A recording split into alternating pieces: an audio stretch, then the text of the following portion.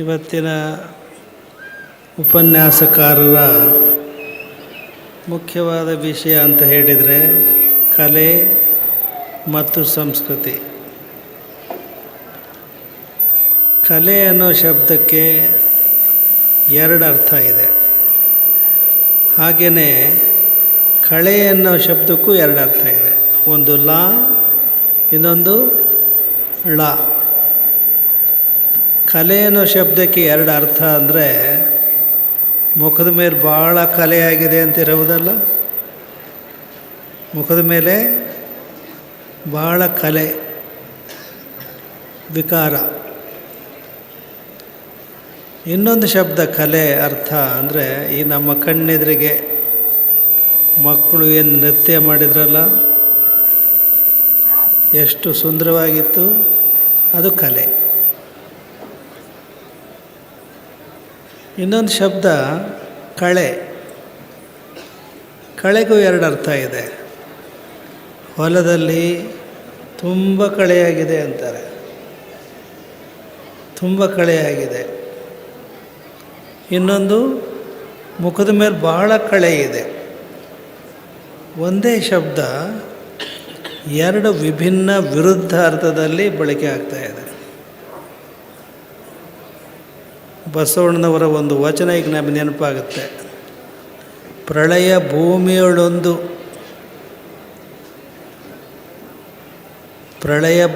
ಬೆಳೆಯ ಭೂಮಿಯೊಳೊಂದು ಪ್ರಳಯದ ಕಸ ಹುಟ್ಟಿ ಬೆಳೆಯಲಿಯದು ಎಚ್ಚರಲಿಯದು. ಎನ್ನ ಅವಗುಣವೆಂಬ ಕಳೆಯ ಕಿತ್ತು ಸಲಹಯ್ಯ, ಸುಳಿದೆಗೆದು ಬೆಳೆವೆನು ಕೂಡಲ ಸಂಗಮ ದೇವ. ಎಷ್ಟು ಒಳ್ಳೆಯ ಉದಾಹರಣೆ ಕೊಡ್ತಾರೆ ಬಸವಣ್ಣವರು. ಭೂಮಿಗೂ ಮನುಷ್ಯನ ಮನಸ್ಸಿಗೂ. ಭೂಮಿಯಲ್ಲಿ ಬೆಳೆಯುವಾಗ ತುಂಬ ಕಳೆ ಬೆಳೆದಿದ್ದರೆ ಬೆಳೆ ಅಷ್ಟು ಅಚ್ಚುಕಟ್ಟಾಗಿ ಉತ್ಕೃಷ್ಟವಾಗಿ ಬೆಳೆಯಲ್ಲ. ಆಗ ರೈತ, ಕೃಷಿಕ ಕಳೆಯನ್ನು ತೆಗಿತಾನೆ. ಆ ಕಳೆ ತೆಗೆದಾಗ ಬೆಳೆ ಚೆನ್ನಾಗಿ ಬೆಳೆಯುತ್ತೆ. ಹಾಗೆ ಮನುಷ್ಯನ ಮನಸ್ಸಿನಲ್ಲೂ ಸಹ ಕಳೆ ಇರುತ್ತೆ. ಆ ಕಳೆಯನ್ನು ಕಿತ್ತೆಸೆದರೆ ಆಗ ಅವನ ವಿಕಾಸವಾಗುತ್ತೆ, ಅವನು ಬೆಳೀತಾನೆ. ಈ ಎರಡೂ ಅರ್ಥದಲ್ಲಿ ಬಸವಣ್ಣನವರು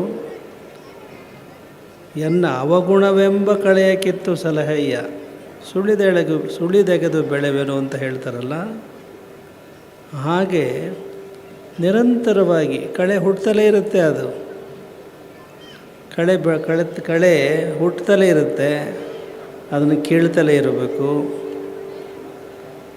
ಈ ಸಂದರ್ಭದಲ್ಲಿ ಏನು ನೀವಿಲ್ಲಿ ಕೂತಿದ್ದೀರಲ್ಲ, ಹೀಗೆ ಕೂತು ಸಮಾಧಾನವಾಗಿ ಇಲ್ಲಿ ವಿಚಾರಗಳನ್ನು ಕೇಳೋಕ್ಕೆ ಮುಂಚೆ ಈ ಭೂಮಿಯಲ್ಲಿದ್ದಂಥ ಕಳೆ ಕಸ ಎಲ್ಲ ಕಿತ್ತೆಸೆದ್ರಲ್ಲ, ಅದಕ್ಕೆ ನಾವು ಮೊದಲನೇದಾಗಿ ನಮ್ಮ ನಗರಸಭೆ ಮತ್ತು ಇದರ ಜವಾಬ್ದಾರಿ, ಮಹಾಮಂಟಪದ ಜವಾಬ್ದಾರಿ ಹೊತ್ತಂಥ ನಮ್ಮ ತೀರ್ಥಯ್ಯ,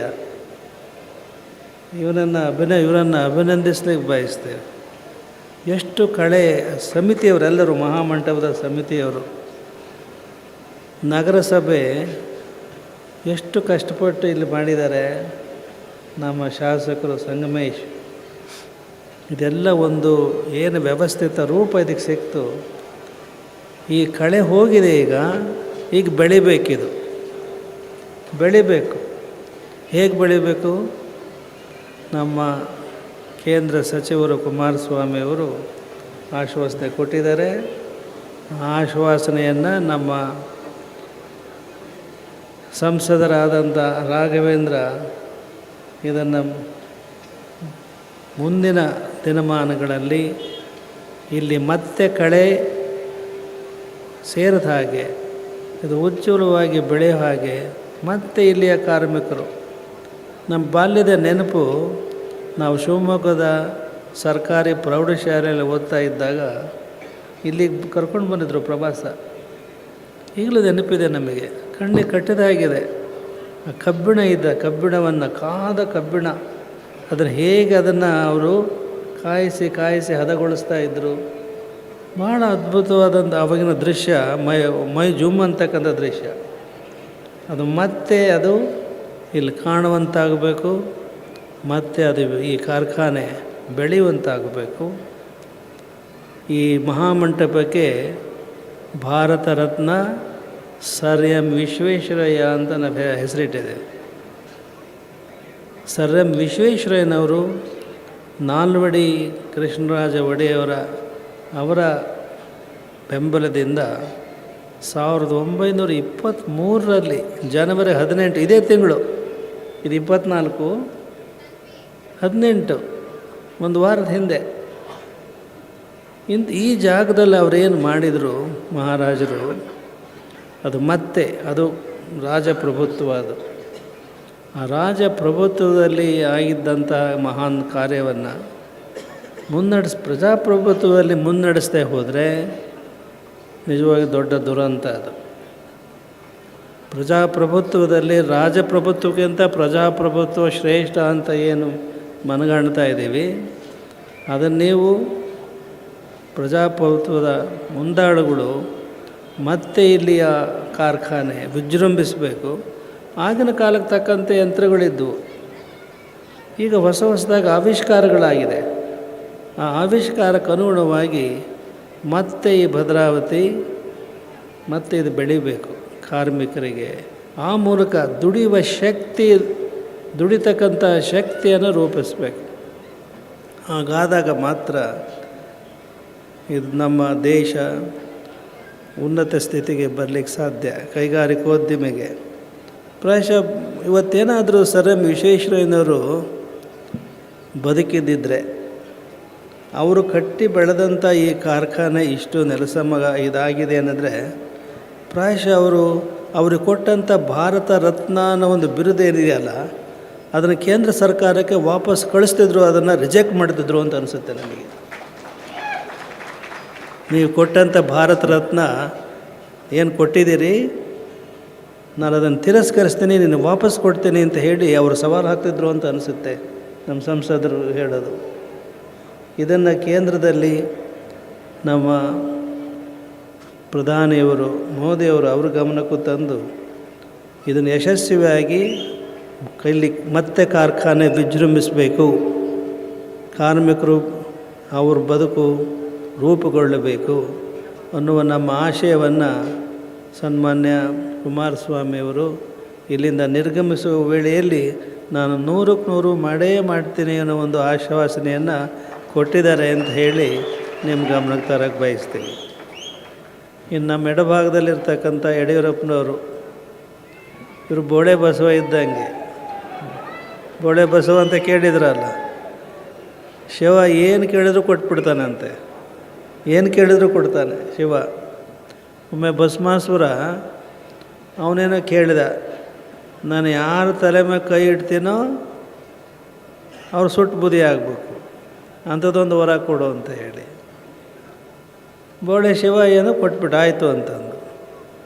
ಕೊನೆಗೆ ಭಸ್ಮಾಸುರ ಏನು ಮಾಡ್ತಾನೆ, ನೀನು ಕೊಟ್ಟದ್ದು ಅದು ಕೆಲಸ ಮಾಡುತ್ತೆ ಅಂತ ನನಗೇನು ಗೊತ್ತು, ಖಾತ್ರಿ, ನಿನ್ನ ತಲೆ ಮೇಲೆ ಕೈ ಇಡ್ತೀನೋ ಅಂತಂದು ಅವ್ನು ಹೋದಂತ. ಅವ್ನು ಶಿವ ಕಾಲು ಕಿತ್ತ ಅಂತಂದು ಒಂದು ಒಳ್ಳೆ ರೋಚಕವಾದ ಕಥೆ ಇದೆ. ಅಂತಹ ಸ್ವಭಾವ ಅವ್ರದ್ದು.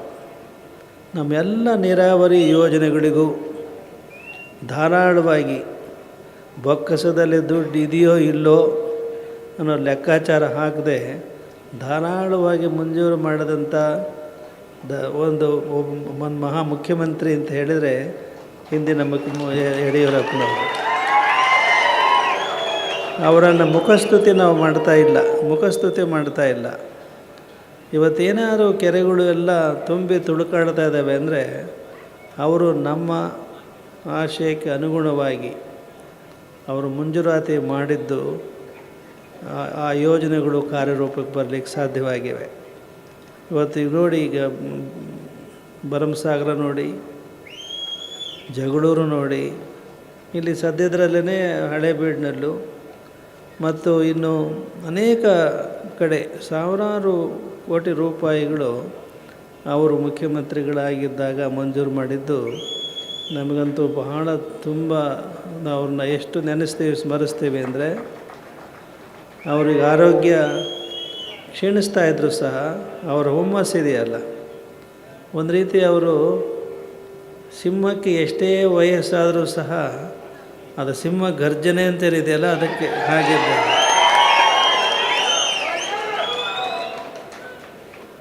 ಅವರ ಗರಡಿಯಲ್ಲಿ ಪಳಗಿರ್ತಕ್ಕಂಥ ಅವರ ಮಕ್ಕಳು ಅವರ ಆಶಯಕ್ಕೆ ಅನುಗುಣವಾಗಿ ಅವರು ಈ ತರಳುಬಾಳು ಹುಣ್ಣಿಮೆಗೆ ಬರೀ ಅತಿಥಿಗಳಷ್ಟೇ ಅಲ್ಲ, ಹಿಂದೆ 1985ರಲ್ಲಿ ಶಿಕಾರಿಪುರದಲ್ಲಿ ತರಳುಬಾಳು ಹುಣ್ಣಿಮೆ ಆದಾಗ ಅವರೇ ಅಧ್ಯಕ್ಷರಾಗಿ ಕಾರ್ಯಾಧ್ಯಕ್ಷರಾಗಿ ಈ ಹುಣ್ಣಿಮೆ ಮಹೋತ್ಸವವನ್ನು ನಡೆಸ್ಕೊಟ್ರು ಯಶಸ್ವಿಯಾಗಿ ಅಂತ ಹೇಳಕ್ಕೆ ಬಯಸ್ತೀನಿ. ಹಾಂ, ನೆನಪು ಬರ್ತಾ ಇಲ್ಲ ಗವರ್ನರ್ ಯಾರು ಅವಾಗಿದ್ದರು ಅಂತ ಹೇಳಿ, ಬಟ್ ಶಾಸಕರಾಗಿ ಅವರು ಈ ಕಾರ್ಯವನ್ನು ಭಾಳ ಯಶಸ್ವಿಯಾಗಿ ನಡೆಸಿದರು. ನೀವೆಲ್ಲ ಇಲ್ಲೇನು ಎಷ್ಟೊಂದು ಶ್ರದ್ಧಾ ಭಕ್ತಿ ನಿಮಗಿದೆ ಅಂದರೆ ನಿಜವಾಗಿಯೂ ಭಾಳ ಸಂತೋಷ ಆಗುತ್ತೆ, ಹೆಮ್ಮೆ ಅನಿಸುತ್ತೆ. ಇನ್ನೂ 8 ದಿನಗಳ ಕಾಲ ಈ ಕಾರ್ಯಕ್ರಮ ನಡೆಯಲಿದೆ. ಈಗ ಬಹಳ ವೇಳೆಯಾಗಿರೋದ್ರಿಂದ ನಾವು ಹೆಚ್ಚು ಮಾತುಗಳನ್ನಾಡದೆ ಈ ವೇದಿಕೆಯಿಂದ ಅನೇಕ ಒಳ್ಳೊಳ್ಳೆಯ ಮಾತುಗಳನ್ನು ನೀವು ಕೇಳಿದಿರಿ. ಇನ್ನೂ 8 ದಿನಗಳ ಕಾಲ ನೀವು ಇದ್ದೀರಿ. ಈ ಒಂದು ವೇದಿಕೆ ನಿಮ್ಮನ್ನು ಎಷ್ಟು ಚೆನ್ನಾಗಿ ಸೆಳೀತಾ ಇದೆ ಅಂತ ಹೇಳಿದರೆ, ಭಾಳ ಜನ ಬರೀ ದೂರದರ್ಶನದ ಹುಚ್ಚು ಸೀರಿಯಲ್ ಹುಚ್ಚು ಅಂತಾರೆ. ನಿಮಗೆ ಸೀರಿಯಲ್ ಹುಚ್ಚಲ್ಲ, ಈ ನಿಜವಾದ ಒಳ್ಳೆಯ ವಿಚಾರ ತಿಳ್ಕೊಳ್ಬೇಕು ಅನ್ನೋ ಹುಚ್ಚಿದೆ ಅನ್ನೋದಕ್ಕೆ ಈ ತರಳುಬಾಳು ಹುಣ್ಣಿಮೆಗೆ ಬಂದಂಥ ದೇಶ ಸಾಕ್ಷಿ. ಭಾಳ ಹೆಮ್ಮೆ ಪಡ್ತಾರೆ ಜನರು. ನಾನು ಇಷ್ಟು ವರ್ಷ ಹುಣ್ಣಿಮೆಯಲ್ಲಿ ಬಂದಿದ್ದೀನಿ, ತಪ್ಪದೆ ಬಂದಿದ್ದೀನಿ ಅನ್ನೋದು ಹೇಳೋದೇ ಅವರು ಖುಷಿ ಪಡ್ತಾರೆ. ನಮ್ಮ ಗ್ರಾಮೀಣ ಜನರಲ್ಲಿ ಅಂಥ ಒಂದು ಭಕ್ತಿ, ಶ್ರದ್ಧೆ, ನಿಷ್ಠೆ ಅದನ್ನು ಬೆಳೆಸಬೇಕಾಗಿದೆ. ನನಗೆ ತುಂಬ ಸಂತೋಷ. ಈ ಕಾರ್ಯಕ್ರಮ ಇವತ್ತು ಯಶಸ್ವಿಯಾಗಿ ನಡೆದಿದೆ. ಹೀಗೆ ಮುಂದೆಯೂ ಸಹ ನಡ್ಕೊಂಡು ಹೋಗುತ್ತೆ. ನೀವೆಲ್ಲರೂ ಸಹ ಈ ಕಾರ್ಯಕ್ರಮದಲ್ಲಿ ಬಂದು ವಾಪಸ್ ಹೋಗುವಾಗ ಸುರಕ್ಷಿತವಾಗಿ ನಿಮ್ಮ ಮನೆ ತಲುಪೋ ಹಾಗೆ ಯಾವುದೇ ಧಾವತಿ ಇಲ್ಲದೆ ಅವಸರ ಮಾಡಿಕೊಳ್ಳದೆ ನೀವು ನಿರ್ಗಮಿಸಿ ನಿಮ್ಮ ಮನೆಗೆ ಸುಖವಾಗಿ ನಿದ್ರಿಸುವಂತಾಗಲಿ. ಮತ್ತೆ ನಾಳಿನ ಕಾರ್ಯಕ್ರಮಕ್ಕೆ ನೀವು ಸಜ್ಜಾಗಿ ಬನ್ನಿ. ಹಗಲ ಹೊತ್ತು ಕ್ರೀಡಾ ಸ್ಪರ್ಧೆಗಳಿವೆ, ಅದರಲ್ಲೂ ನೀವು ಭಾಗವಹಿಸಿ ಆನಂದವನ್ನು ಪಡೀರಿ. ದೇವರು ಒಳ್ಳೇದು ಮಾಡಲಿ ಅಂತ ಹಾರೈಸಿ ನಮ್ಮ ಮಾತುಗಳನ್ನು ಮುಕ್ತಾಯಗೊಳಿಸ್ತೇವೆ.